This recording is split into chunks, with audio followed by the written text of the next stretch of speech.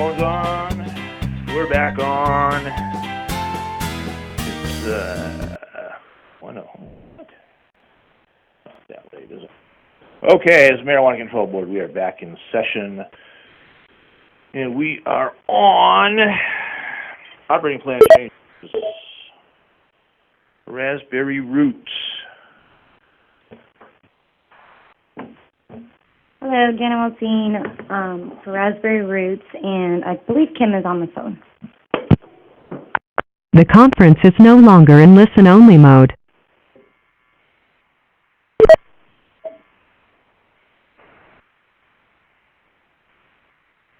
So Kim, are you there?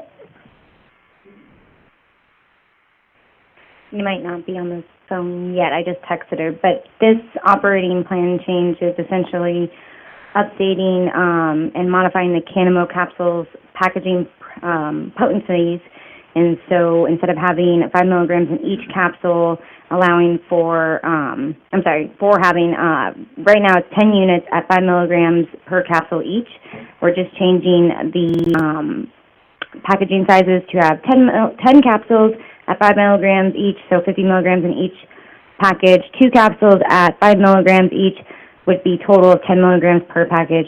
10 capsules at 3 milligrams of THC each, so lower than the allowed 5 milligram dosage. So that would amount to 30 milligrams per unit, and then 15 capsules at 3 milligrams of THC each, which would equate to 45 milligrams of THC per packet. And then probably best to let Erica speak to the and/or question that she raised in the memo. It's just something the board's been discussing, and I don't think has necessarily drawn a conclusion, but just drawing it to your attention. And so basically what that issue is using either water-soluble gelatin for the capsule or vegetable vegetarian capsule, Or equivalent thereof, which is or equivalent thereof, I'm some sorry, unknown third or some other kind of capsule And covering. that's for a non-THC ingredient, and then you have any approved form of cannabis concentrate as an ingredient, right? Is this a preview? Do we approve these cannabis capsules? Yeah, in April of 2017. Okay, so I only and we noticed. approved them with that wording. Correct. And I think, I don't want to speak for the director, but I think she bolded the part that was the concern, or I didn't know if you were. yeah, I just wanted the board to decide how they wanted to address this. Yeah. Particularly the soluble gelatin. Oh, actually, it's the capsule. It's a vegetarian. Yeah, or it's a just gelatin the capsule. coating of the capsule. And there would be gelatin, since that's a beef product. Right, or a vegetarian one, or equivalent of thereof. I gotcha. That was already approved, but I think since you have been having this discussion, the director wanted to bring it back to you. I'm way less concerned about what a capsule is made out of than just about anything else. Okay. Mr. Chairman? Go ahead. Question. So, am I correct in my understanding that the description and the makeup of both the makeup of the capsules and the contents are unchanged here? Unchanged, with the only modification to that response is that we're, instead of 5 milligrams per capsule, Raspberry Roots wants the opportunity to do 3 milligrams per capsule, lower dosage. Okay, so they're just changing the quantity of the capsules and the amount of THC. And the amount of THC, correct. Okay, thanks. So, Kim, are you on the line? Is the phone open? The conference is no longer in listen-only mode. Kim Cole, are you with us? Because what I was going to ask, the difference between putting 5 milligrams of THC or 3 milligrams of THC in a capsule, that's some pretty careful measuring. Careful measure. Either way you do it, 5 milligram or 3 milligram, but they all still have to be tested. Right. They can be tested, and so she get it right the first time when she does that for testing? I don't want to speak to that No. detail. I don't know. Okay. All right. I don't think she's made the 3 milligrams yet because we haven't been approved. All right. Any other questions, comments, concerns? Okay. To change the operating plan to basically allow a 3 milligram capsule for Raspberry Roots license 10856 product manufacturer. Is there a motion? Move to approve. Is there a second? Second. Moved and seconded by Mr. Schulte and Mr. Miller. All those in favor of approving the operating plan change, signify by saying aye. Aye. Any opposed? All right. We'll move on to good titrations. Janet Waldstein, attorney for Good Titrations. And your principal is out moose hunting, I hear. Yeah, yes. Brandon is out moose hunting. Sean Packey may be on the phone, but there was some confusion of the executive session when you guys were coming back, so I texted him. I hope he's on the phone. But this is very similar to, well, actually a little different than the last tab Erica has bolded in your memo. You already approved in May of 2018 this cannabis oil for vaporization, and you approved it with a standard production procedure stating cannabis oil or distilled cannabis oil. And I believe, and Erica can jump in and correct me if I'm wrong, she wanted to bring that to your attention from your previous approval from 2018, since you've been looking at the Andor. And then just the change that we're requesting is an addition of MCT oil, which is at, which I wish Brandon was here for this. Carrier oil? Yeah, the carrier oil.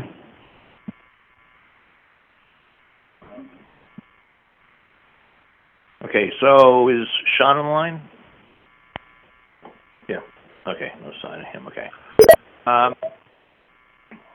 Mr. Chair? I'm sorry, we just got a text message from Sean. He's in a candidate foreman. He's running for re-election for the assembly. All right. Okay. Yeah, Mr. Jones. Thank you. I'm sorry they're not here. I was hoping to talk to Brandon. we've had some issues on vaping and sort of additives to oils, and, I don't see anything related to, vitamin E here. No vitamin E. And, sort of the propylene glycol, I think, is the part of the carrier oil stuff that makes it. But what is a food-grade terpene? And I know Brandon has talked to us about terpenes before, but my memory's not all that great. I wish they were here, but I don't have any problems with that. I just had wanted to ask that question, and I was really sorry that they're not here. I can do my best to answer it. With the caveat, I might get some phrasing wrong. But my understanding that the food-grade terpene is terpenes that are naturally derived from, like, strawberries or bananas, not artificial flavoring, but derived from the actual fruit itself.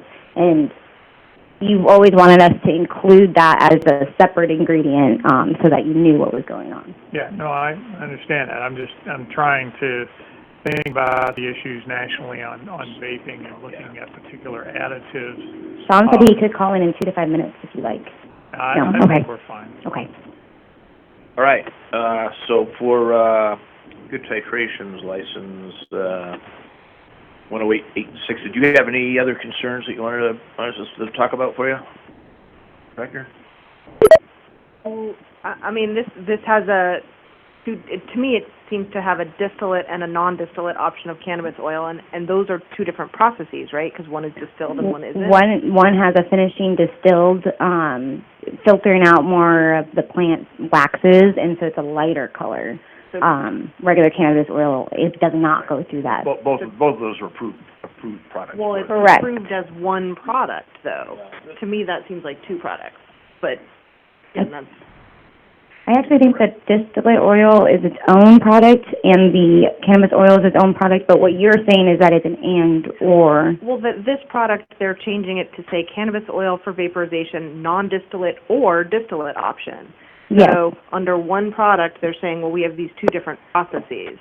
Mm-hmm. And to me, that sounds like two products. Well, yeah, no, so, to be consistent with what we've done before, if it's there, by the time I get talking, Sean might be on the line, if it's their intention to sell distillate cannabis oil cartridges as a discrete product and non-distillate cannabis oil cartridges as a discrete product, then they should probably be described as two discrete products. If it's, again, a matter of what they've got on hand, if it's a matter of what they've got on hand to do a run of cartridges, then they should probably say so, and we can look at it from that perspective, which is the way we looked at one other product earlier this week, I think. So Separate them out and then submit them to Erica, so approve with that delegation. yeah, we could do that. I mean, I would much prefer, and again, getting back to the current level of discussion about vaping in general, the more transparent, and that's not a pot pun, but pot pun, but the more transparent the manufacturer can be and what the product is, when you might see two different cartridges. See, suppose they have two runs of cartridges in one store, and one looks really clear and one doesn't, and the customer is going to go, what's the difference? And it's labeled that way. Yes. As a different, variation. Yeah. So we should probably be approving them as separate products. But I think we can do that with delegation. Okay, and then I'll submit to Erica. All right. Okay. And with that, for license one, we have a motion for 10886, Good Titrations Manufacturing for, with delegation for cannabis oil / distilled cannabis oil cartridges. So moved. Is there a second?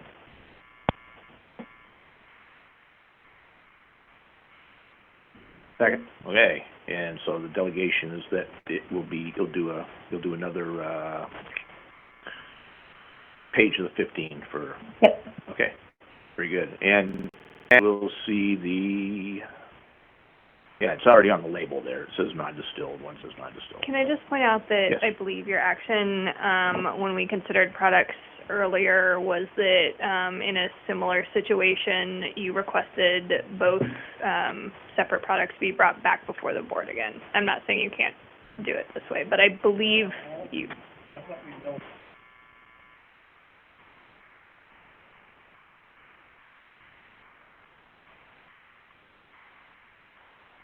I think it was Stony Moose Kitchens back on tab 23. You said they had to provide separate applications for separate base ingredients, but that they didn't have to pay the fees. Okay, and these were not for these were for already licensed ingredients too. But were the applications to come to us? Those were for new products, and yes, they were to come to you. All right. But they're already making these. They're basically... Right, because it's already been approved. You've already approved this language, so... Mr. Chairman, can I just clarify something here? So, is it the case that these was already approved with this language? Correct. And why are we seeing it again now? Because the board is, Erica, sales with the board, has been having a lot of discussion, and I don't want to speak for you, Erica.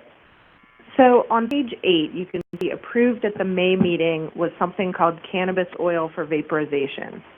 And they submitted a change document to change the name to cannabis oil for vaporization, non-distillate and distillate option. And to me, if you don't distill one oil and then you distill a different oil, that's two different processes, which is what I understand to be different products. So, but that's the board's decision, and so I didn't give temporary approval to this change, but I brought it to the board for your consideration. So yeah, we actually brought this ourselves because we felt that we needed to just make sure the name was identified more with the product. So the language was already approved in May. Based on the board's discussions, I felt it was important to bring it back and identify. So we can pull those out, have cannabis oil distilled, send it to Erica, cannabis oil not distilled, send it to Erica, if that would work for the board. And hopefully she could approve it with her own delegated authority. Okay, all right. Then all those, we had a motion? Yeah, we had a motion. All those in favor of license 10886 operating plan change with delegation for two separate applications to be submitted to the director under delegation for cannabis oil distilled and cannabis oil non-distilled from Good Titrations, product manufacturing in Fairbanks. All those in favor say aye. Aye. Any opposed? Okay, very good, thank you. Thank you. Moves us on to Arctic Bakery. Mr. Chair? Yes, sir. Before you move on too quickly here. Yep. I would note that if you read the current product, for vape oil, it says cannabis oil and or distilled cannabis oil. If you go up further to the new description, it says cannabis oil, comma, distilled, non-distilled cannabis oil, comma, glycerin, comma. The wording has changed. And so usually commas aren't ands or ors. That's actually hinting that there's both non-distilled cannabis oil and cannabis oil in the product. So there's two in there. It's not an and or. Mm-hmm. And so I think that needs to get clarified too as part of the delegation. Yes. Because they literally have changed the description by removing the words and or. Yes, and I'm not sure if that's a typo or if we meant to do that, so I'll work with Erica to sort that out. Because that would hint that the first cannabis oil was distilled and the second one isn't. Yeah. But, so, it's trying to get to that when you... So we'll pay careful attention. Okay. We're going to do everything right. Yep. Okay. Arctic Bakery. So Dan Welting for Arctic Bakery, and this actually is something that so Erica temporarily approved this for us prior to the transfer because Arctic Bakery wanted to start producing these products. But you actually already looked at these and approved them in the transfer, so I'm not sure, because these were in the transfer. So I'm not sure if you want to relook at them or not, but you looked at them in the transfer early on this agenda. We just the client just wanted to get a jump start on maintenance, and we didn't have time to wait for the transfer to go through. Just for the record, so I'm gonna make a motion to approve this again. So You've already, Yeah, we it's already did, exactly we the did, okay, same, Okay, then let's move on. Petrichor. Petrichor? Yeah, Petrichor. Okay, Petrichor. Good afternoon.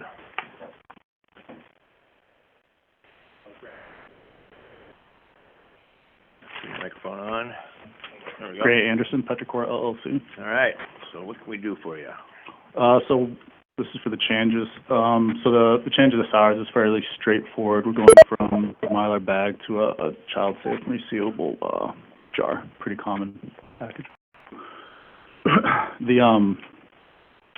The drink, on the other hand, is a little bit less straightforward. So what we're doing is going from what we had tried to get going in the first place, which was the child-safe bottle. As much as we tried, we couldn't get that to work. Those don't work with carbonation above about 1.5 atmospheres to 2 atmospheres. So the packaging that we're proposing, we're going from a child-safe bottle to a child-safe exit bag that has the bottle with the beverage inside of it. That's something that will be provided by us to the retails, and we'll have language for proper storage instructions along the lines of, ensure this product is stored in the package, and that's for the consumer. You got a sample of that with you by any chance? In my jacket, the bag Yeah, itself. yeah, sure, show us, yeah.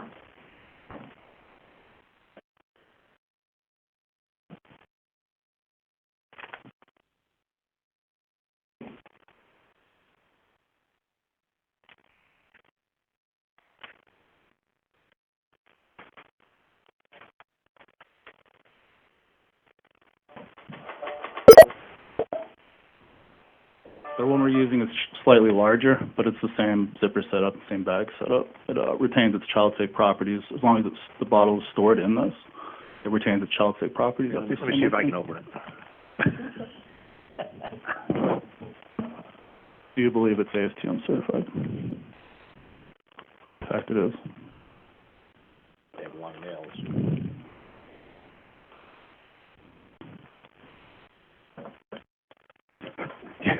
Okay.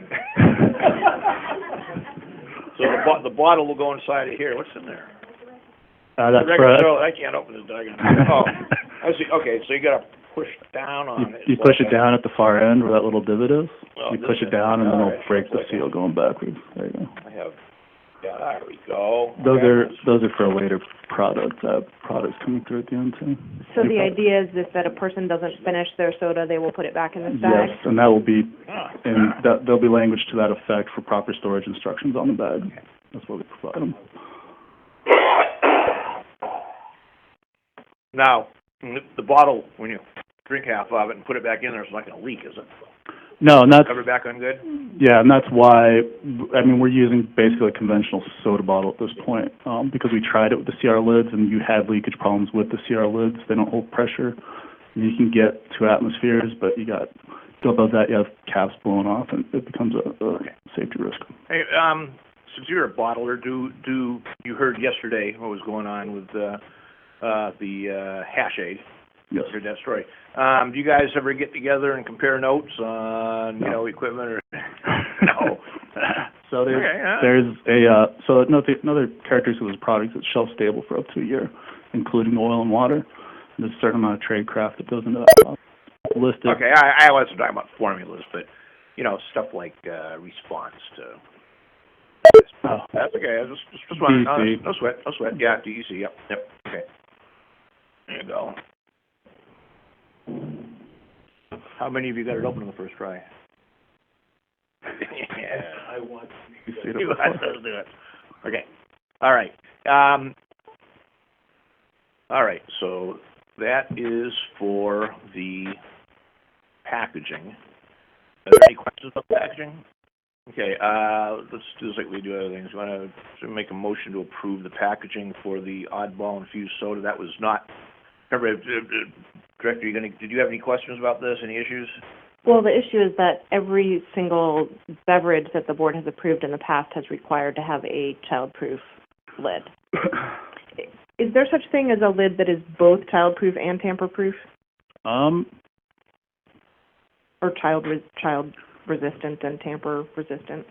I'm not sure. It may be out there. There's definitely none that hold pressure. We've tried. We've lost months and a lot of money ordering bottles and seeing what we can make work and having stuff blow up in our faces, essentially. I mean, yeah, you're pressurizing, Coca-Cola pressurizes at about 50 psi, 50 to 60 psi. That's a lot of pressure. So it's possible this is, I mean, I don't remember all of the beverages. The board certainly hasn't approved that many. Perhaps this is the first carbonated one, but in the past, every beverage has been required to have a child-resistant lid. Well, let's talk about that for just 1 second. So a bottle of Coke is 50 psi. Yes, right? about 2.5 And as long as you don't shake it up, you can open it. It's got that tight band on it. That's not, it's baby resistant. It's not child resistant. So what would be considered a child resistant lid for a beverage? Basically medicine bottles. Yeah. Those are about the only ones. There was one person that tried Fire Eater, and quite frankly, they probably should have been here having this discussion instead of me. Their product hasn't seen a lot of success. It's flat. It doesn't really work. Okay. Just can't get that tight seal. Can't get a tight seal, and you can't. Too much pressure on it, things can blow up in your face.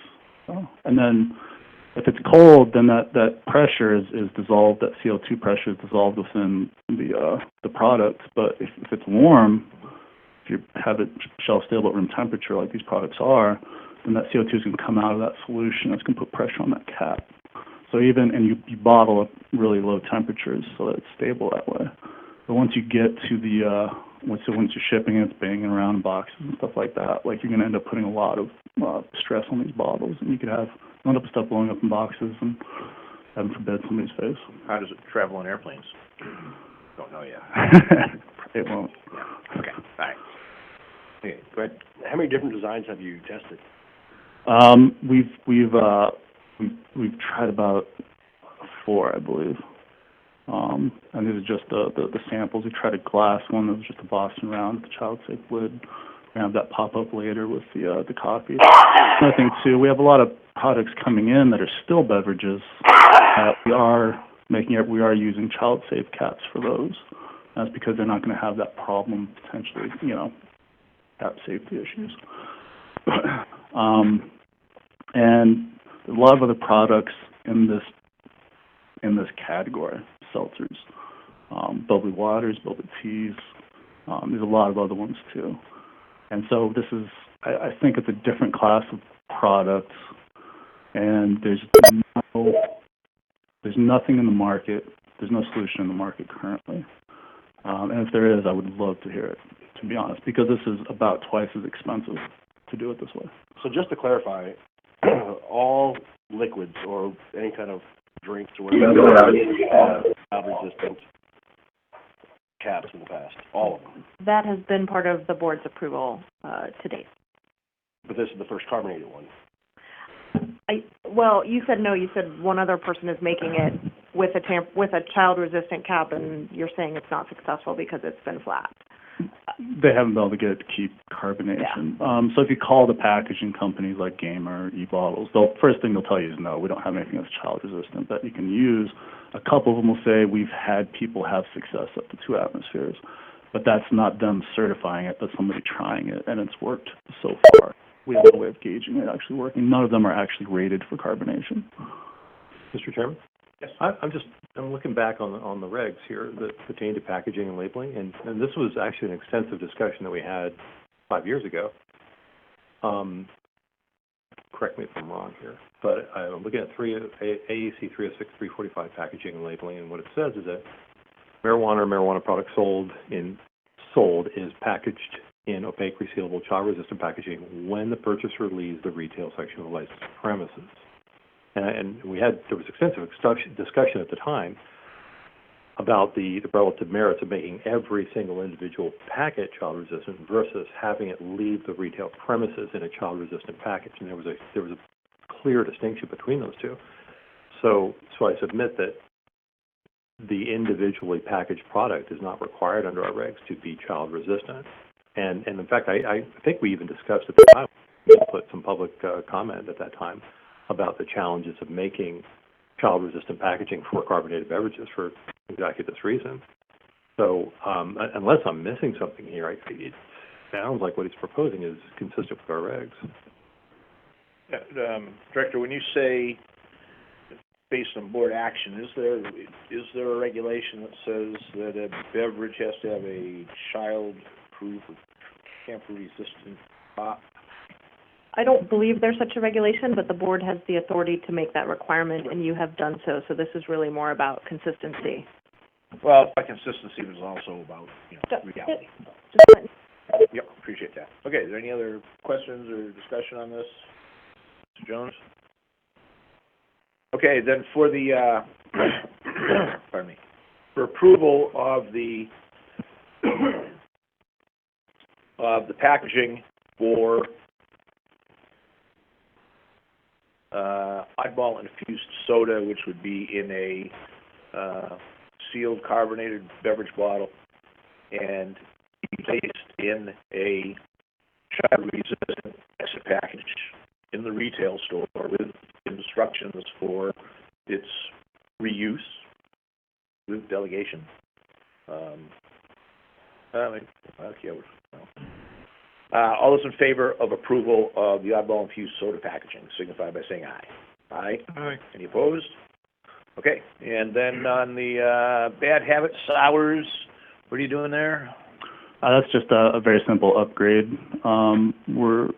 It's more attractive, but it's also because it retains its child-safe properties after the first dose. It's significantly safer for public consumption than the Milo bag was.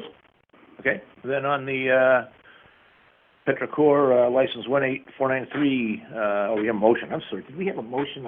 I apologize. Did we have a motion? We didn't have a motion for the last one. Holy cow, we need a motion to approve the packaging. Now we can do both. So Mr. Chairman, I would move to approve both of the products before us. Okay, is there a second? Second. Okay, same with Mr. Miller. All right, with that, any more discussion? Okay, all those in favor of approving Petrogor 18493 marijuana manufacturing facility in Fairbanks operating plan change for packaging, signify by saying aye. Aye. Aye. Any opposed? All right. Is the that was both.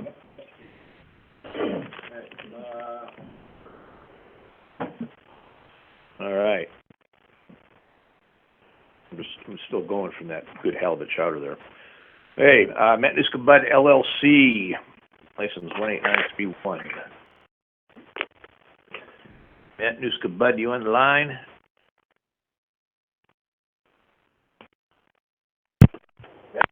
The conference is no longer in listen-only mode. Sorry. Okay, Matanuska Bud, are you with us? Can you hear me? This is Matanuska Bud. Okay, there we go. Matanuska Bud, go ahead and identify yourself. I'm Jim Hole, sole owner of Matanuska Bud.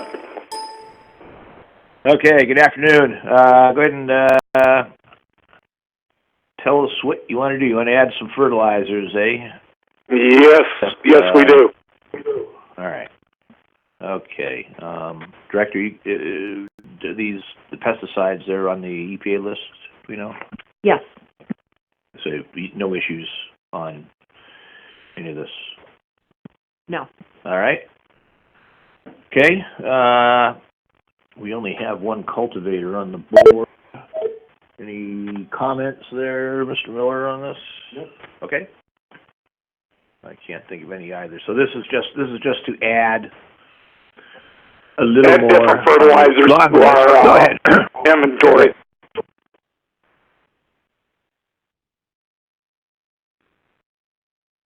Yep, no, I see that. Okay. Then do we have a motion for 18931 Matanuska Bud?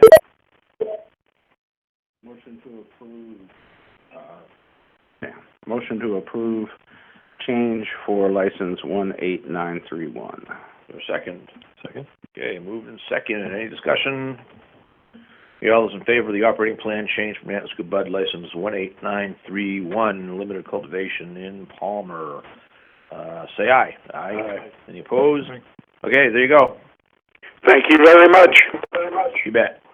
Okay, brings us to Will's World. Hey, Sean, attorney for Will's World. This is a temporarily approved packaging change. Just adds vape cartridges as a packaging type for the BHA oil, which was already approved. What was it packaged as before? It's just additional packaging options. So before it was in the little acrylic or little jars for dabbing, and then into a Mylar bag. This is just another form of the packaging, which is just the oil goes straight into a cartridge. There's no glycerin being added, though, or anything additional. It's just straight concentrate. Oil. And as thick as it'll burn in the bake. Yeah. Okay. All right. Any questions on this product? We have a motion.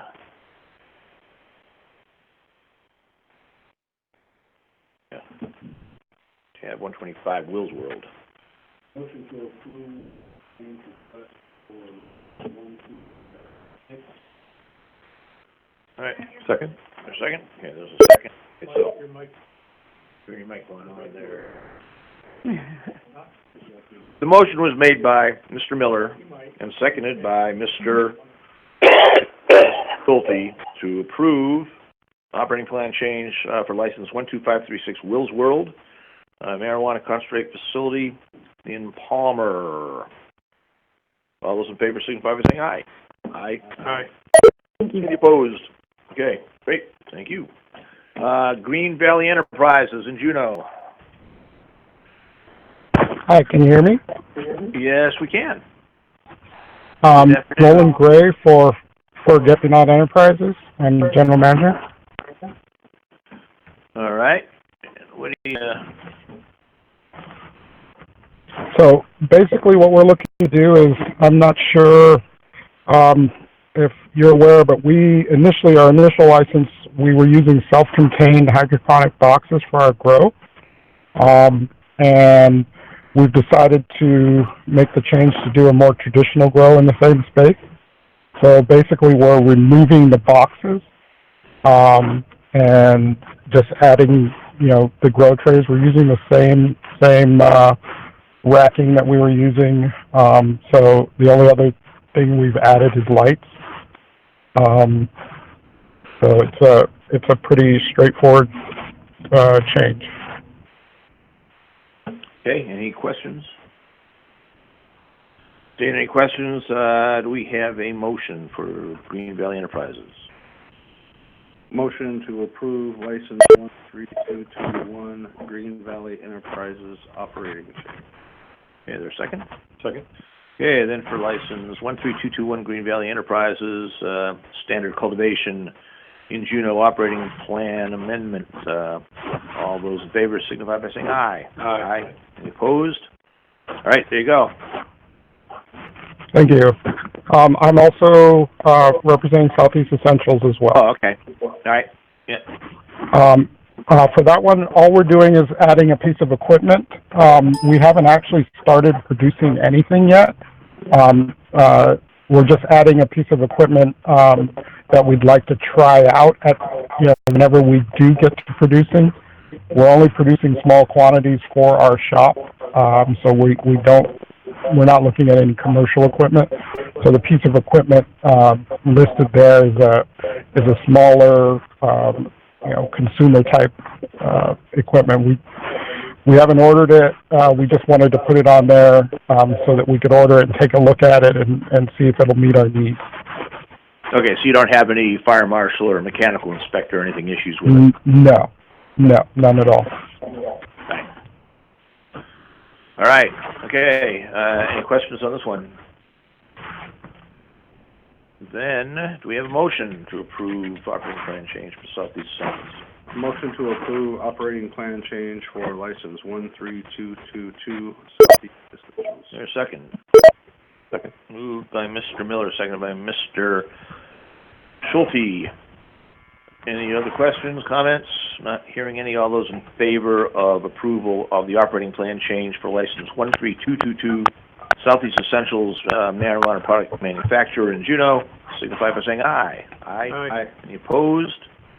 All right, there we go. That takes care of operating plan changes. Thank you very much. You bet.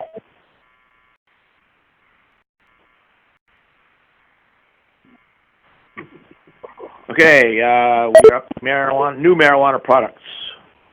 Frontier Manufacturing. Frontier Manufacturing, you on the line? Phone lines are open. Frontier Manufacturing, Talkeetna. Yes, is this for joint operations?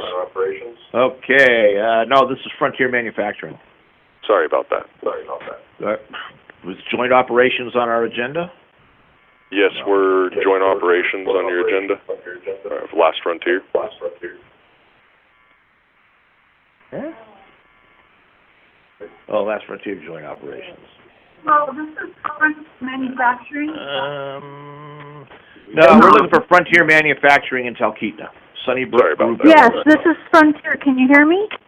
Yes, we can. Thank you. Go ahead and Can you hear introduce me? yourself. Yes, ma'am. We can hear you. Okay, this is Sybil. Yeah, go ahead. I'm co-owner of Frontier Manufacturing. I'm looking to get 2 products approved. All right. And they are peanut butter balls. And what's the other one? That would be a variation of the ganja Frontier gummies sour that I already have approved. That would be sour ganja gummies.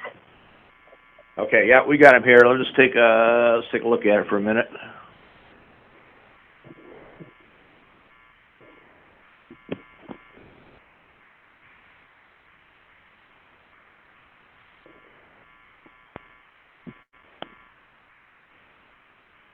I think one of these days we need to get some non-THC products of these same brought in. That's to look at. Okay, Mr. Jones, I imagine you looked at these pretty hard. Not really.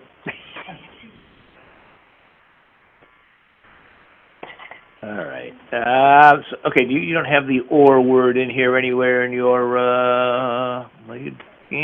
cannabis or cannabis concentrate. Okay, so what is your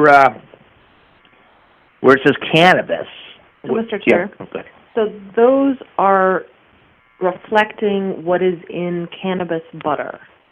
So if you look, it says cannabis butter, then there's a parentheses, and cannabis butter contains cream or milk, salt, cannabis or cannabis concentrate, potassium sorbate, etc. So cannabis butter, and then on the next one, cannabis tincture are approved products for this license. Okay, thank you. And I'd say we're in good shape on that. Okay, and the gummies look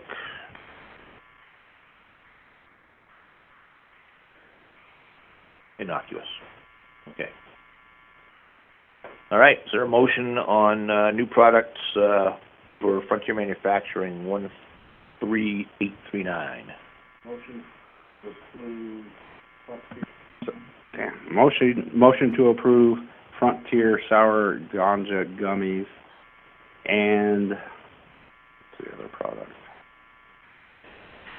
And peanut butter balls, license 13839. Second. All right, moved and seconded. Any more discussion? Okay, then for license 13839, Frontier Manufacturing, product manufacturing facility in Talkeetna, new products, peanut butter balls, and Frontier Sour Ganja Gummies. All those in favor signify by saying aye. Aye. Opposed? Okay, there you go. You're approved. Appreciate it. Thank you. Yep. Okay, and we'll bring it back to Petrichor. Let me turn the phone off. The conference is now in listen-only mode. Take new products. Okay, introduce yourself again and... Grant Anderson, Petrichor LLC. Okay, so you wanna make a concentrate. Yeah, just a basic olive oil extraction. And that's the other 7. Can of concentrate. This is So that's that's the oil and water emulsion process that goes into basically all of our beverages. Just makes it shorthand. what have you been using for your beverages? We haven't produced any. We haven't produced them yet.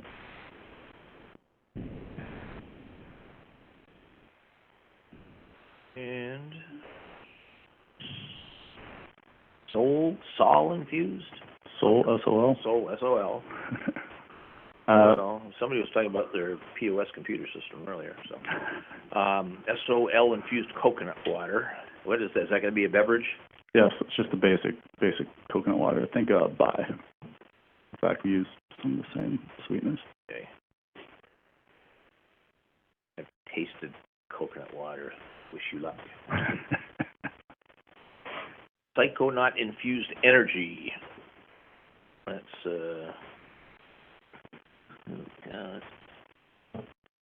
another one of your beverages. That's light carbonation. Yes. All right. So the flavors. You got that handwritten in here. It's okay. We can read it. We can read it. What's erythritol? So actually I'd say sugar alcohol. So it's a sweetener. It has the same characteristics as sugar, except it doesn't absorb into the body. So even though it technically has carbohydrates, it actually lowers blood sugar or blood cholesterol. It's only being but you're not advertising any characteristics of that in your product. No, just a sweetener.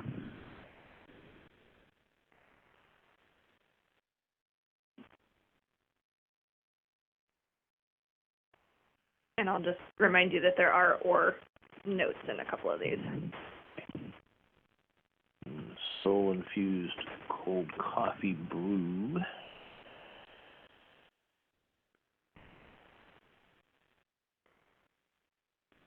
I do have to say this is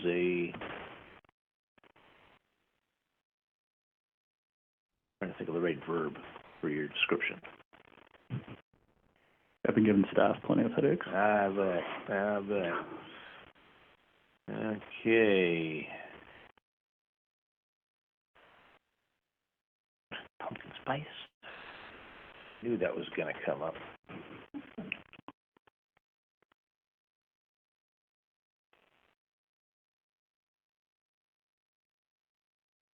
And these are all going to go in the bottle we approved.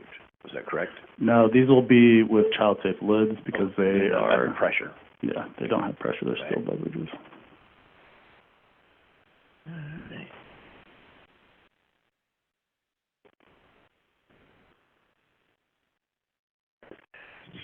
So you've got can of concentrate or mixture. So those are both basically the same thing.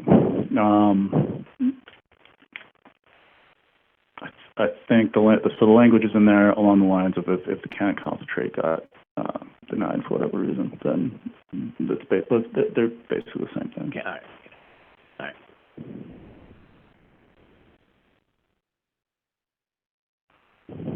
Good, Director. I just had 2 questions on the first 2. So the cannabis oil, which appears to be olive oil and cannabis, you understand that that's only for your use or for wholesalers? Yes. Right, okay. And then the second one, the can of concentrate, the ingredients are water, olive oil, emulsifier, and then cannabis oil or distillate. Is this something that you intend to sell it for retail? No, this would be purely for use in our beverages. Okay, thank you.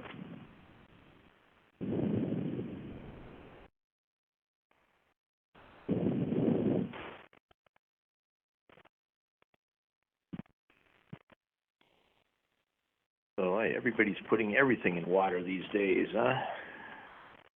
Wait, I'm looking at your soul infused water. Now, okay, about that for a second, because what's the label look like on this? And the reason I ask is that every time, you know, my grandkids see I'm going to the store, they say, get me a bottle of vitamin water, which is a very popular product with kids now, and it comes in all different colors. So this is going to be in a child-resistant top, right? But what's it gonna? It's gonna be a straight side bottle, not like this water bottle. Straight side bottle, which it looks like, you know, some consumer products. But so the you know, what's your? I see you got the back label on here, but what's your? Cause you got the logo label in here somewhere. I don't think I have it in here.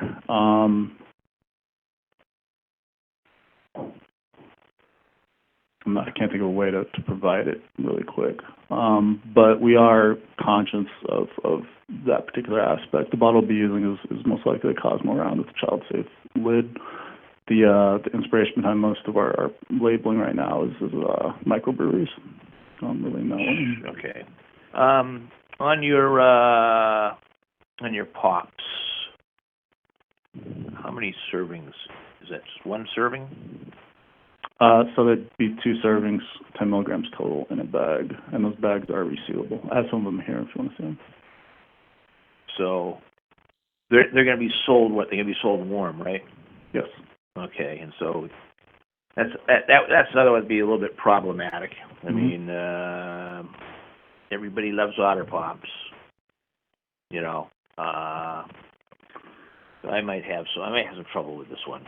I understand. So the bag that we're sending out the door in, it'll be that same white bag that I had up here earlier. So you won't be able to see inside of it, and presumably, you know, if somebody takes one out, they're probably not just going to take the one serving. They're probably taking both. We can reduce it if you want to just 5 milligrams in each bag. That's definitely something we're willing to do. Yeah, that's good. I'd rather initially err on the side of caution. I mean, we've been fortunate so far that we haven't heard from, you know, the Division of Public Health or anybody else that there have been, you know, incidents of children consuming edibles that we've licensed. You know. I understand. But I would much prefer to err on the side of caution, looking to the future for the industry. And, definitely. Okay, so you'd like us to reduce? Yeah, if you knock it down to just 5, yeah, and that'd be what, about that big? I have them here. If you want me to grab them? Yeah, thank you. Yeah, I'll take a look at that too. Yeah, and I appreciate it.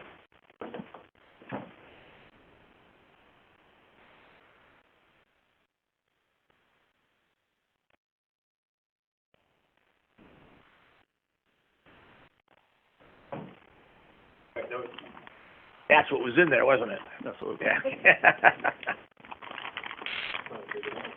Yeah.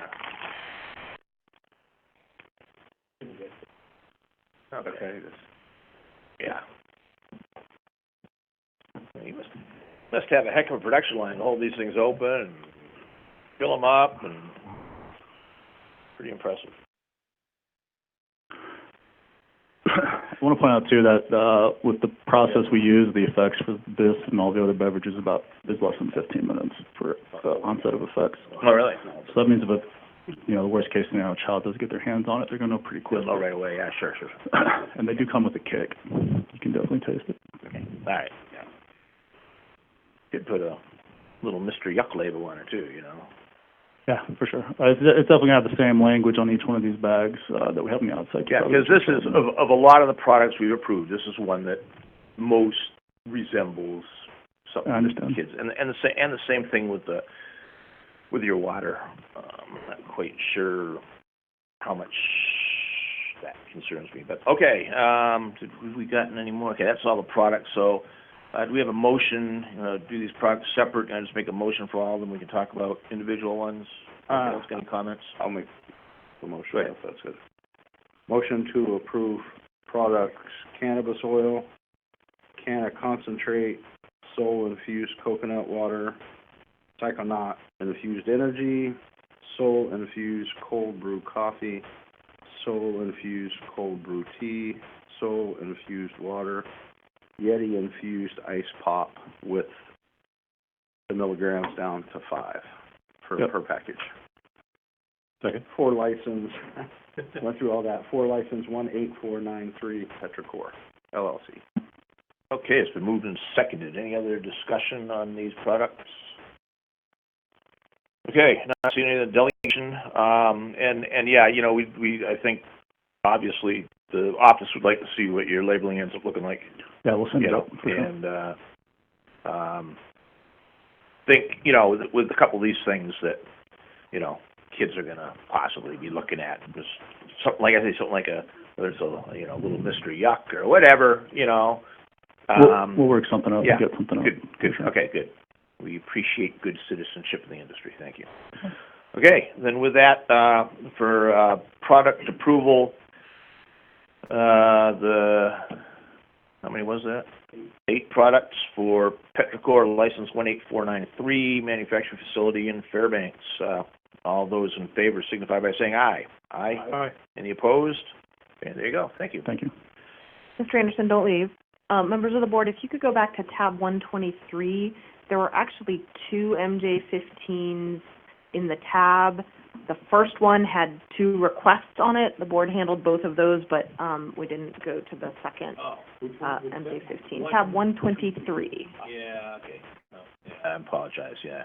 So the second part of that is just striking language. It said I wasn't going to do extracts. And introduces it basically says, it just opens the door for us that if we're going to do them, that we're able to. And then it also recognizes that if we start, especially when it gets to volatiles, if we start getting the volatiles, that there's a lot of fire marshal requirements, there's a lot of forms and floor plan layouts that we're going to have to be submitted and dealt with. Okay, so you want to take extraction off of your operating plan, see what you're saying? No, we had a bunch of language in the original application that said we weren't planning on doing extracts. Or you weren't planning to, okay. We're just opening that door. Oh, all right, okay, all right.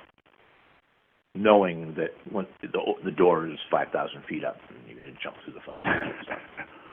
Yeah, for sure. Okay. There's a lot of paperwork that comes between here and there.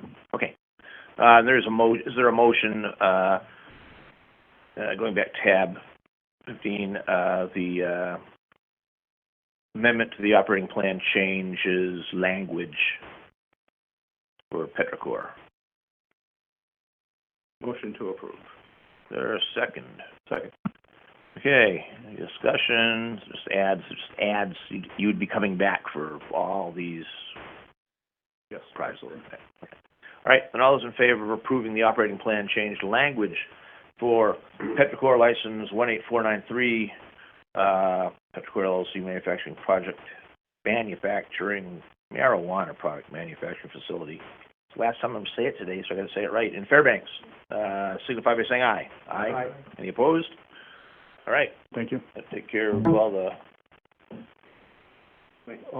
Yeah, you bet. Of course we can.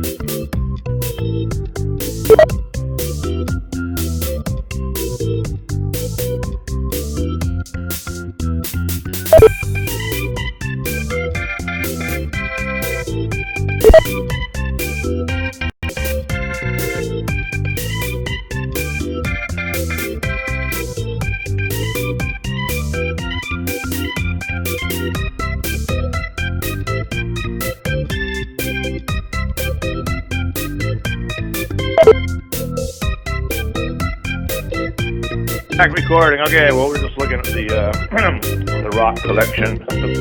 Okay, we're about done. We've got a couple of things that came up earlier in the meeting that we'd like to go over. Oh, the list is buried under the rock collection. One is to prioritize legislative requests.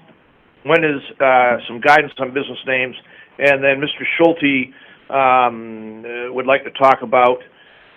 Maybe we all would like to talk about the method of dealing with changes that Metric develops on their own, just fields that suddenly appear, and that let's talk about that first. Okay, I know you drafted up a resolution. I don't know whether that's necessary. I'd like to ask the director, and I don't know if enforcement is on the line or not. And actually, I think, yeah, let's try that. And actually, it should be. The conference is no longer in listen-only mode. Yeah, Bankowski. Yeah, see if he's available.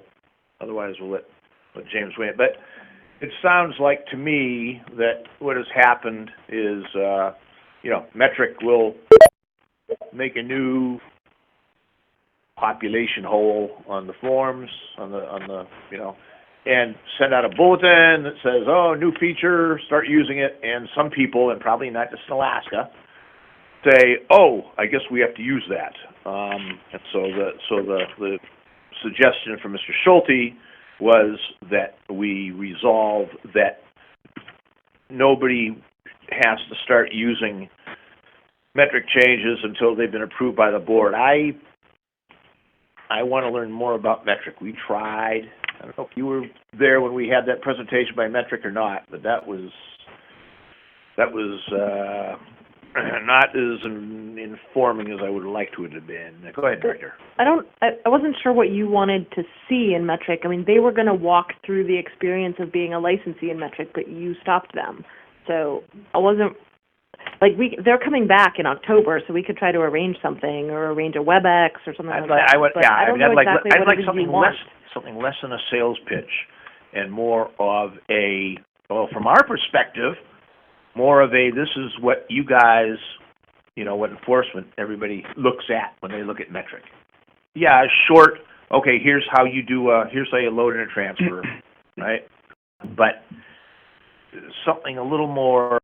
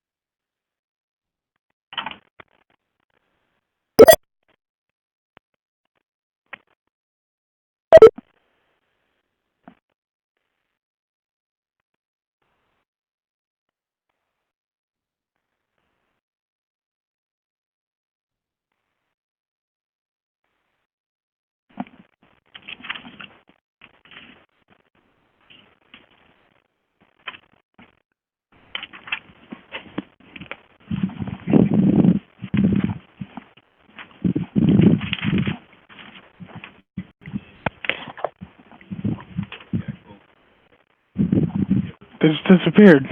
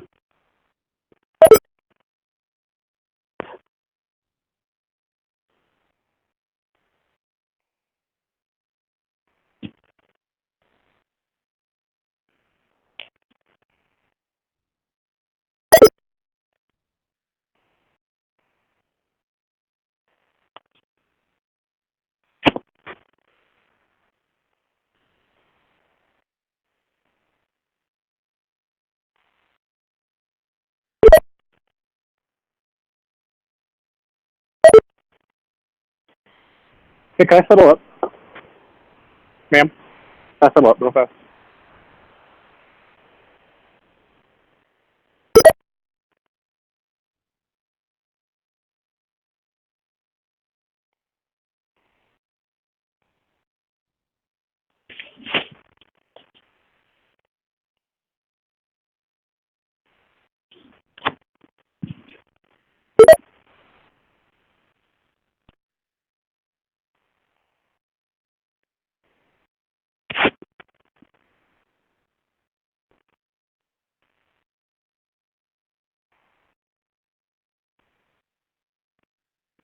Lacey, can you hear me? Yes, I can. Can the rest of the board hear us? Because we can't hear you. Yeah, I see y'all talking.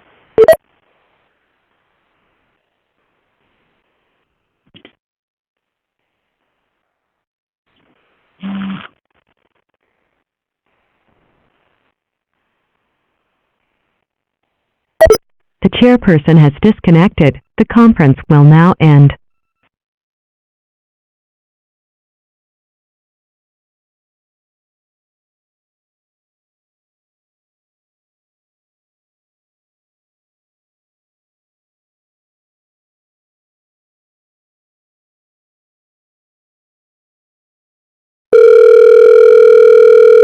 Welcome to the GCI Conference Center. Please enter your access code followed by the pound sign.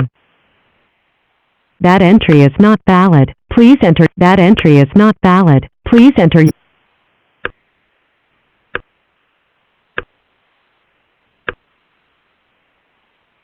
Thank you. Please stand by.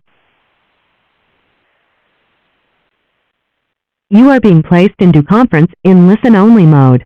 There are 14 participants in the conference. We are talking about metric and changes to it, and so I guess on these bulletins it says Alaska Metric Support Bulletin. That might be one thing that people see that and they're like, oh, that's a change that applies to us. So is that a reasonable assumption that when people see that, it doesn't say it's sanctioned by AMCO or by the board, but they see Alaska Metric Support Bulletin. If I saw that, I would think, oh, this applies to me. I guess one question I have is, do we have, the AMCO office have the ability to disable some of these features temporarily, pending review and approval? Not on our own. We would have to work with Metric to say don't make these changes. We went to a new system recently, and we can't change the format of it. So, simple phone call, they generally can disable fields. It's pretty simple for us. Okay, when's Metric coming up to Alaska? The week of, I think, October 7th. Okay, and I guess let's come up with some questions from the board for the director to present to Metric. Does that sound okay for starters? So I guess the first question is, can we get a list of changes that have been made in Metric since their contract has begun with the state of Alaska, changes that have been done at the request of AMCO? changes their basic structure. Those are two separate things? Well, no. Well, Mr. Chairman, that might actually be helpful to see a full list of changes and which of those And changes indicate- were requested by Well, do AMCO. that too, yeah. Right. Yeah, changes that have been asked for by the state of Alaska by AMCO. And then, once we get that, we can promulgate that to, metric users. Yeah. I would suggest perhaps that would be a starting point before we actually put it out to all the users. Maybe, we would have an opportunity to look at it and decide, okay, Oh, yeah. are these changes relevant, and are these things that we expect Alaska licensees to follow or use or whatever? Because it sounds like that was sort of the core problem, was that some people had these changes sprung on them. They assumed that they're now required to use them, and it was introducing some complications in their business flow, if I understood correctly. But I would also like to, most software companies have a list of upcoming features and release dates. If they could bring that as well. They usually call them planned enhancements. I have other terms for them, but we'll go with that. So I'm not real familiar with the metric system. Do they handle the distribution of all these bulletins to the licensees, or do they go to the AMCO first? Kind of depends on the issue. So for this particular bulletin 21, it was not sent to AMCO at all, which I'm going to assume was an oversight on their part, because generally we get them, but they get sent to the licensees through Metric. So when you log into Metric, there's a little note saying there's a new bulletin or something like that. We had an issue in 2017 when we brought Metric up to do in-person training, and Metric advertised that through the bulletin, but at that time, a lot of licensees who had, especially retailers who had point-of-sale systems, weren't even going into Metric, which created a lot of other problems, and so they never saw the bulletin, and we had very poor training participation, and we sort of learned, we need to also, work with them through email. So, but there have been times when we have requested a new feature, and I'm thinking of something like turning off the ability to create packages out of thin air, to create packages without some sort of source. I could be mistaken, but I think that may have been one of the times when Metric sent us the draft bulletin for our review. We reviewed it and said, yeah, this is fine, or please make these changes, and send it back, and they send it out. So again, it varies. Is there any way we can modify the contract where we are the ones approving the bulletins that go out to Alaska licensees?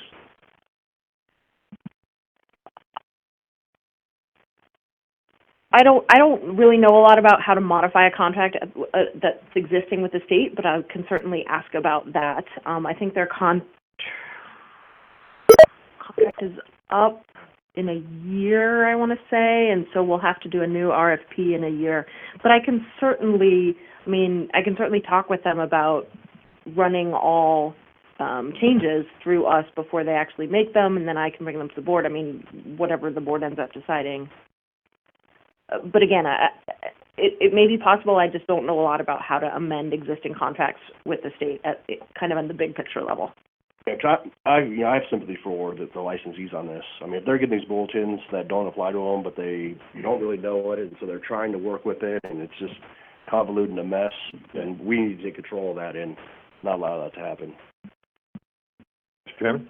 I'm just looking at the narrative on the first page of this bulletin, and it says users will now have more columns and information available, so on and so forth, for all license types that have the respective permissions. So that kind of implies that they have the ability on the back end to select who sees these changes and not, and which is fairly typical for a lot of software. So I'd be very interested to hear from them.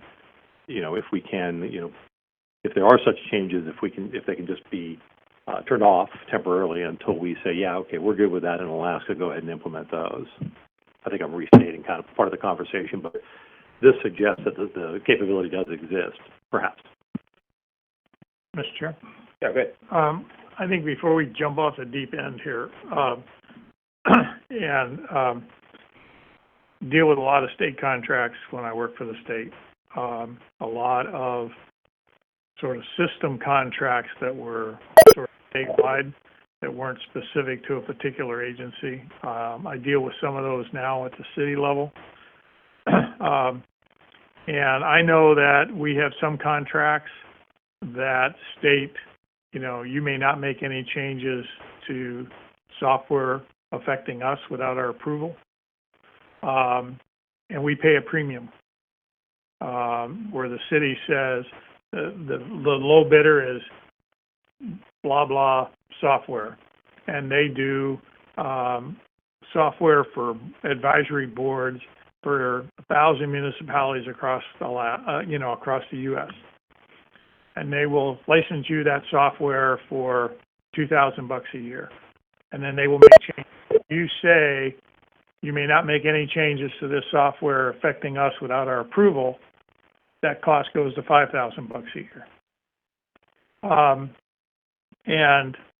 Because they make their money by being able to make one change, and if they have to make one change for every different 1,000 municipalities, then their costs go up.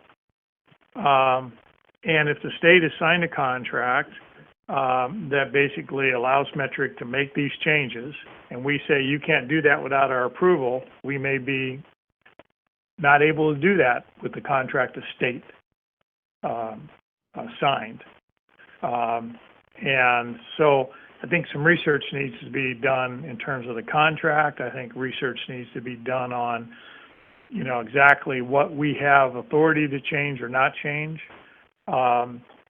We bought this system because it was used in other states, and so we were building off their model. It wasn't something that we said, we want X information, and this company says, we'll write the software to get you X information.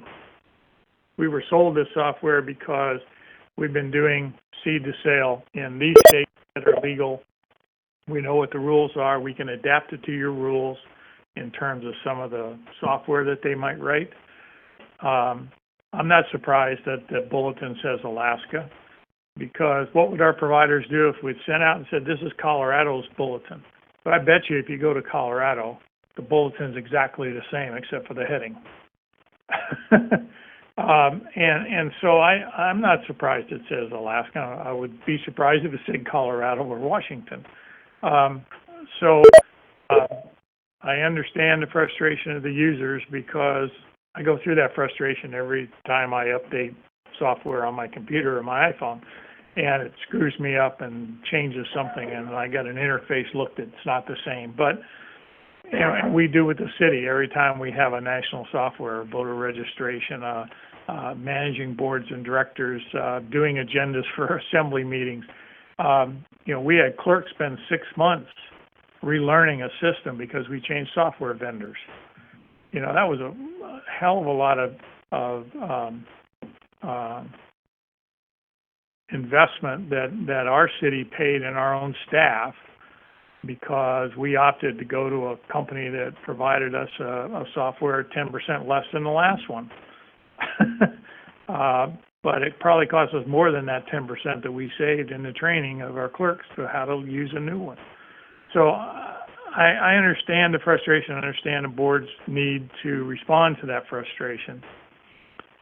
It just seems to me that we could go beyond where maybe we can or maybe we can't. If we find that there's frustration that we can't control their changes as clearly as we want, then that becomes a condition for the new RFP. And we find out if that costs us money. But I just don't want us to try to come up with a solution that may exacerbate the problem, because we don't sort of understand the source. And I don't know enough. I'm not certified in Metric. I don't intend to get certified in Metric. I don't want to be certified in Metric. I want to basically be told we can track seed to sale, and when there's an issue, enforcement can say, here's where the mistakes were. I don't know that I even read those 10 pages of Metric, because they don't mean anything to me. I think it does mean something to other people. I know we've been frustrated in terms of what reports can we get out of metric. Can we understand what's going on out there? And that's not a very good thing either, but I haven't come up with a solution because I'm not sure what I want. When I built databases, I never started to write any code until I wrote down all the questions I wanted answered, because if I wrote the database before, I wouldn't collect the data to answer half the questions that I wanted at the end. So I guess I just want us to be cautious and maybe before we give metric a whole list of stuff, maybe it's more, who approved the contract, who controls the contract, who knows the conditions of the contract, and if we get into approving every change, metric makes a change 2 days after our board meeting, and 3 months later we see it, and then we approve the change.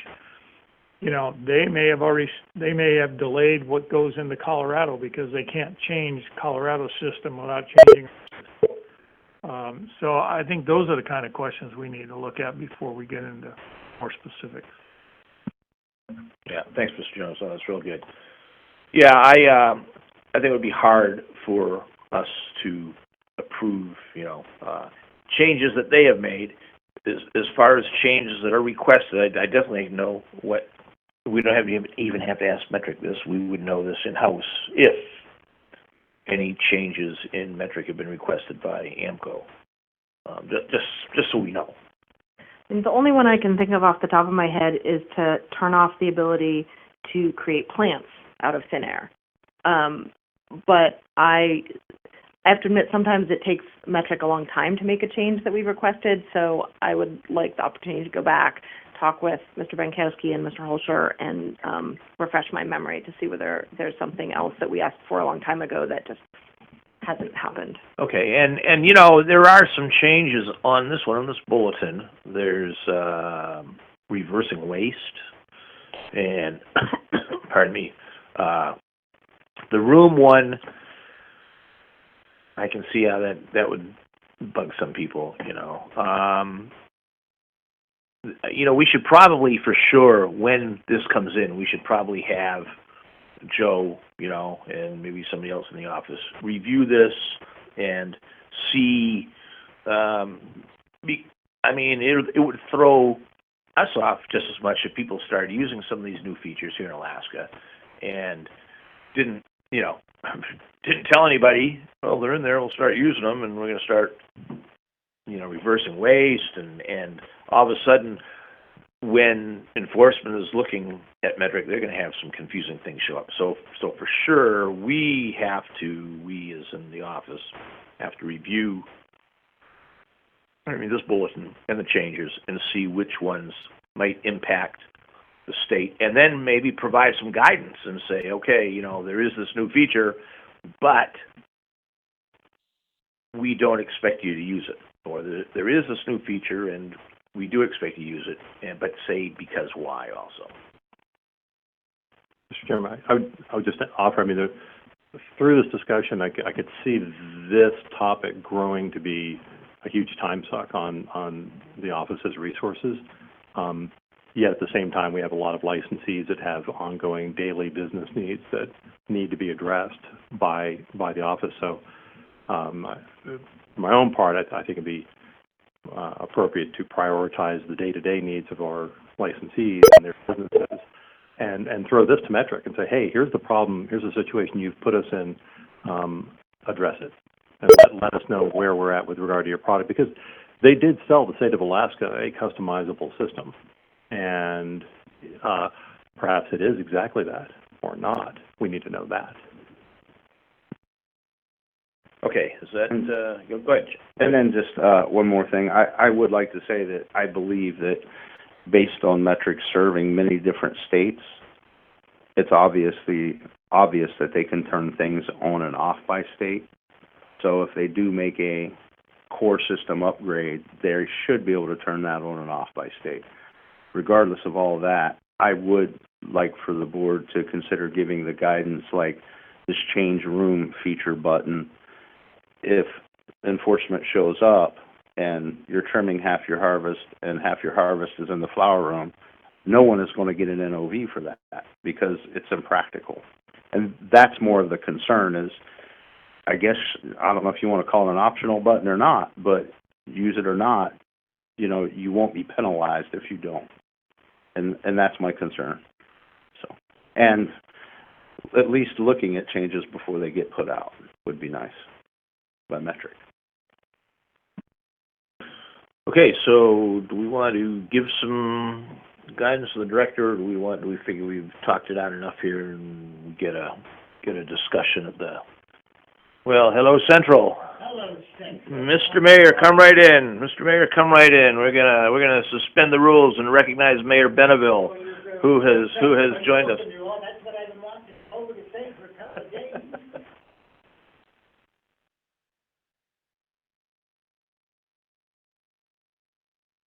Everything is working out well.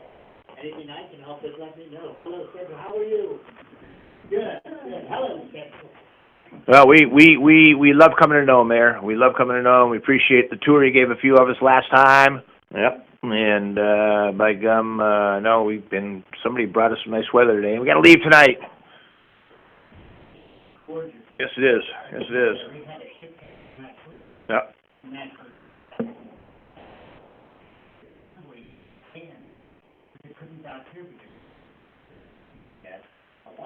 Hey, no lobbying.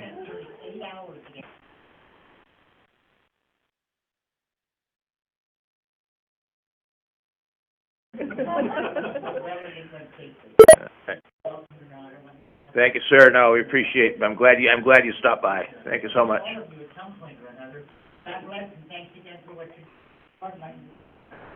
Well, happy to see you anytime.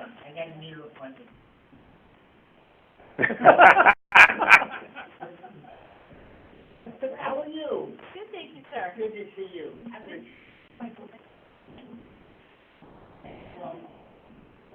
Bye-bye. All right. Thanks for stopping by, Richard. All right. In case you didn't catch all that, that was Mayor Benneville stopped by to say hello. Okay, so on metric, so we have what have we said? These are the notes that I have taken. The board wants an orientation on the AMCO side of metric, arrange for the board's ability to take the licensee intro class. Page 10 of Bulletin 21 is the issue with Bulletin 21. The board wants to know what change requests we have into metric. The board should send me questions to ask metric, including you want a list of changes to metric since the contract began, plus an indication of which ones were requested by AMCO, plus a list of planned enhancements. To review the contract to see what it says about making changes, and could we amend it to require our approval of changes, or would that be really sort of a big deal? We should review bulletins in-house and let licensees know whether they are expected to use the features that are mentioned in the bulletins. Did I miss something? I would just like to clarify by in-house, I mean the board. Oh, okay. All right. Okay. So, Go ahead. on that point, I understand that for some, that could be a bother. There might be some providers out there that actually like it. We as a board say, well, we don't like the room change, turn it off, and we've had 4 providers that like it, using it, and all of a sudden the feature doesn't work anymore. If we do it in advance, that's one thing. If we do it afterwards, that's a more difficult process. But just like most software doesn't fit all users, not all users complain about the changes in the software. Some actually like it. Some actually find it works around better to their business process. I don't know what we see.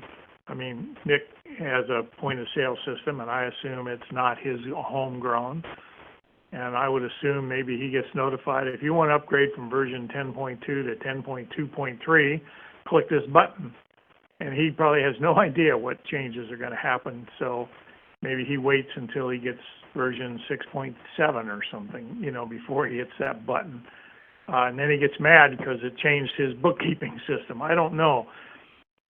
We're in the same boat, except we feel we ought to be more in control, and maybe we should be. But I just want to make sure there's some caution in what we do here. I'd also like to say, metric is very complicated, and there's only one licensee on the board who has experience with it, and it's something that I don't know as well as I feel like I ought to know it, because I don't have as much time as I would like to have to spend in it.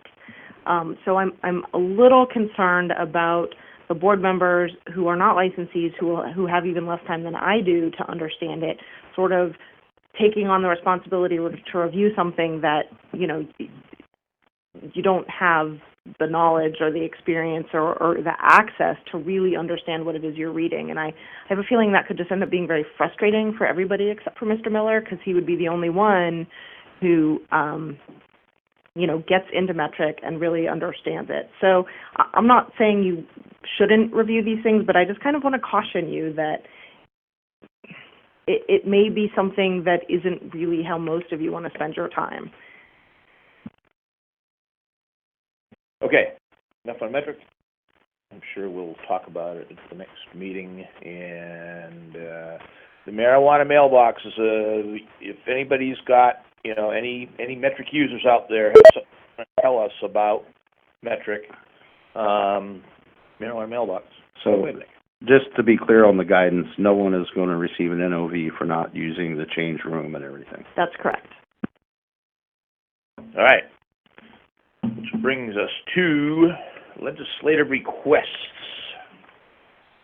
And so we had a few in here in our packet. Pardon me. That's tab 4. So we've got tax structure, which is ongoing, and there's ongoing discussions with the assistant commissioner and industry and board members and Department of Revenue. So that is, and assistant commissioner, when did you think you'll have some ideas to give to the governor in time for the legislature? Please come on up.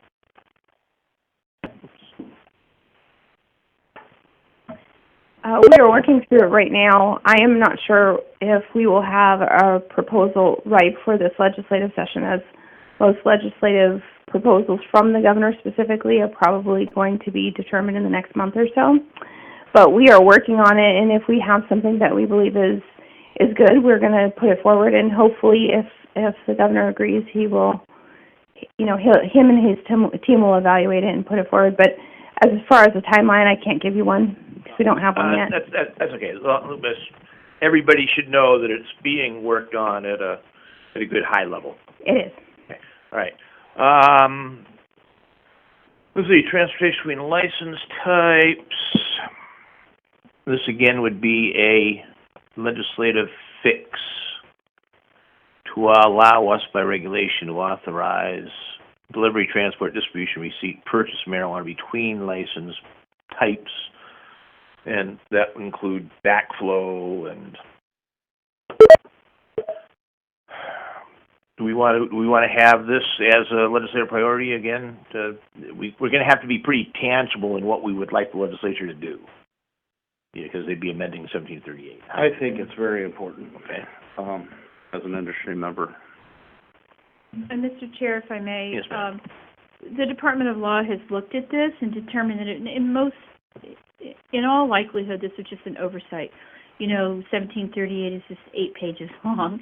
It's really fairly skeletal, and this would be a pretty simple fix. Okay. Then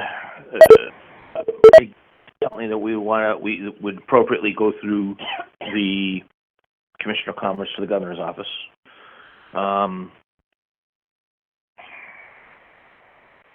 So that's something that would kind of be a priority. How long do you think it would take to come up with some proposed language? Not long. Could you put something together, and would everybody be all right in just receiving that in a memorandum and, you know, individually respond to the sender, and if it looks good to all of us, we can ask the director to push it up to the commissioner's office? I don't imagine it'd be anything too complex. Okay. Hopefully we can get that in within the month. Indemnification for minors, again, that's similar to alcohol, where they can recruit minors to do controlled attempted buys. We don't have that authority in 1738. That is also, that's just copy what's in Title IV, I would imagine. Mr. Chairman? Yes. I actually have a problem with this, because I think it blurs the distinction between AMCO as a regulatory body and other law enforcement agencies as enforcing criminal statute.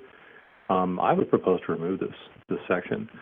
I think it's sending minors into stores for the sole purpose of, trapping people into failing to check for IDs. Well, I don't dispute the rule-making imperative. This just makes me uncomfortable. This is, I don't think that it's appropriate for a regulatory board to be getting this far into criminal enforcement of criminal statutes. Well, Chair, yeah, go ahead. if I may, the regulatory and quasi-judicial agency, exactly the same as the enforcement powers that were given by statute to the alcohol board. So really, that's where this comes from. The distinction, though, is that the alcohol regulations are codified in statute by the legislature. Our regulations were created by this body. Your regulations are created by the body, but the enforcement powers exist in the statute.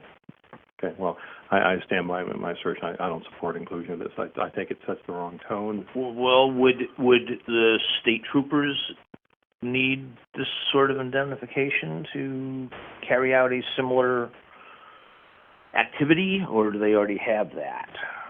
The indemnification relates to the person under 21, so not to the law enforcement or peace officer who's overseeing the situation.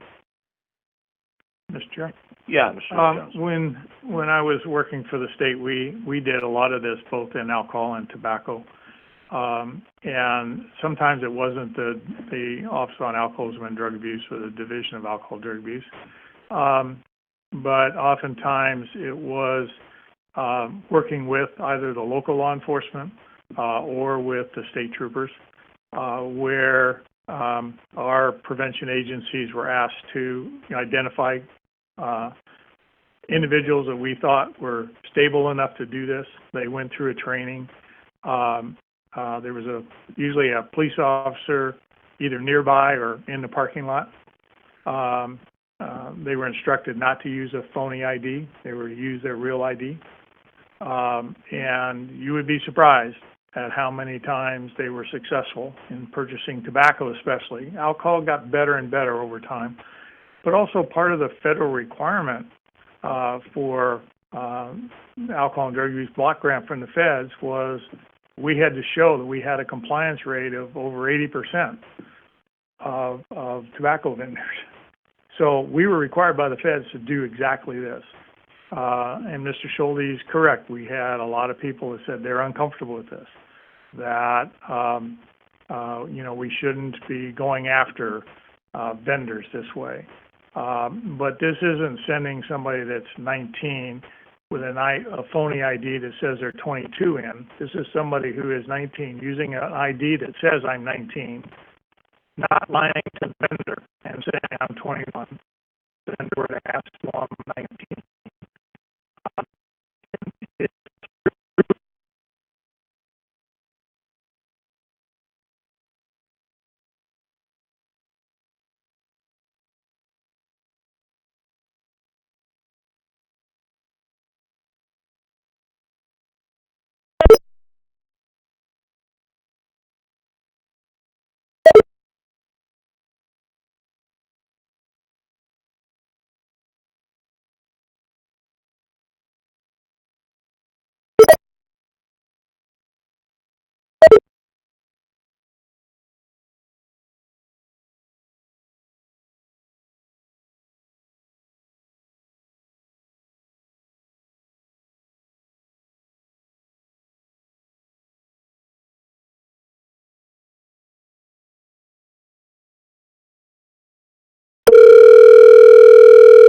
Welcome to the GCI Conference Center.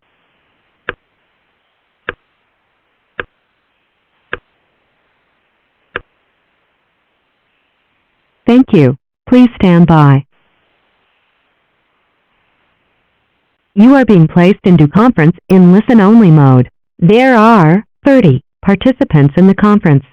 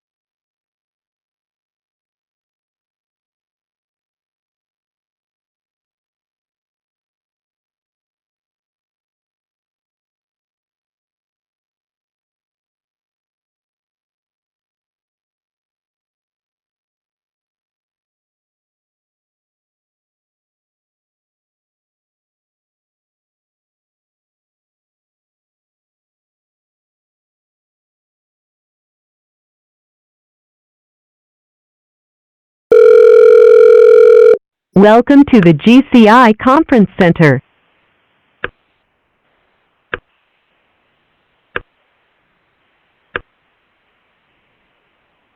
Thank you. Please stand by. You are being placed into conference in listen-only mode. There are 21 participants in the conference.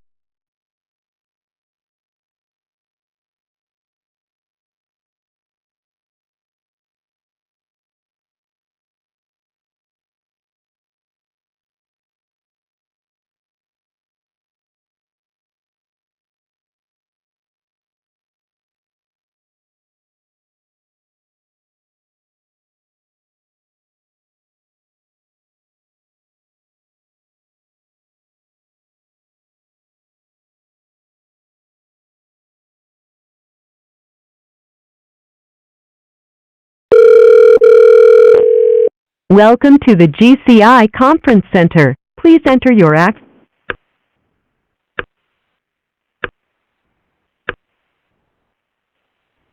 Thank you. Please stand by. You are being placed into conference in listen-only mode. There are 17 participants in the conference.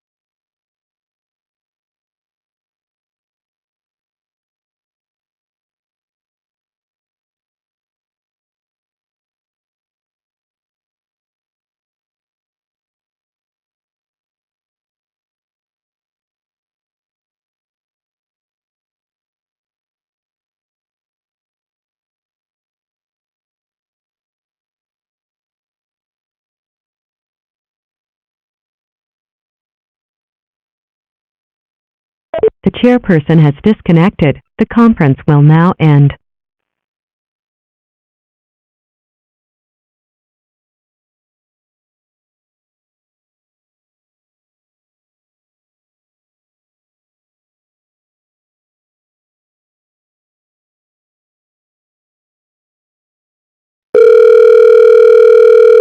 Welcome to the GCI Conference Center. Please enter.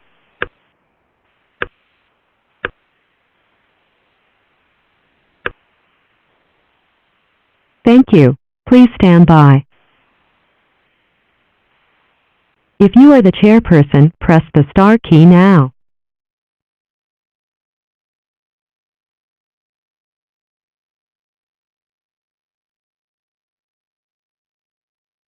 Your conference will begin when the chairperson arrives. Please wait.